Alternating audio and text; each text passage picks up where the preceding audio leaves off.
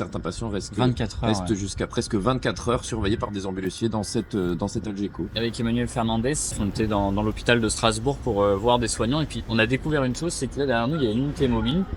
On était venu avec Emmanuel le dernier jour où l'unité mobile devait être démontée parce qu'en fait elle devait aller aux Jeux Olympiques. Cette unité mobile, c'est parce qu'il n'y a plus de place dans les hôpitaux et du coup ils ont dû construire un autre bâtiment préfabriqué où il y a des ambulanciers, des gens qui dépendent du ministère des Transports, et on leur rappelle assez souvent quand on ne veut pas leur donner les primes qu'ont les soignants, qui les surveillaient. Et là on vient d'apprendre que du coup en fait l'unité mobile n'allait pas démonter. Les mesures n'ont pas été prises pour améliorer la situation, pour reconfigurer ici l'accueil des urgences. On est toujours obligé d'accueillir ici les patientes et les patients pendant parfois plus de 20 heures. On nous a dit certains patients restent 24 heures, ouais. jusqu'à presque 24 heures surveillés par des ambulanciers dans cette Algeco. En Alsace quand même, pour rappel, c'est là où le Covid démarre et qu'il y a plus de 1500 morts dans le Bas-Rhin et que c'est aussi là où Emmanuel Macron a fait des promesses à Mulhouse en disant que les soignants seraient revalorisés et puis de ce qu'on a vu en fait, pas grand chose. On le voit bien ici, c'est 9, 10, 15, 20 heures d'attente pour pouvoir avoir accès ici au nouvel hôpital civil. Déjà chroniquement ici au nouvel hôpital civil, on accepte l'idée que les brancards sont placés dans les couloirs pour accueillir les personnes aux urgences. Donc voilà, c'est évidemment sous-dimensionné et les moyens n'arrivent pas. On continue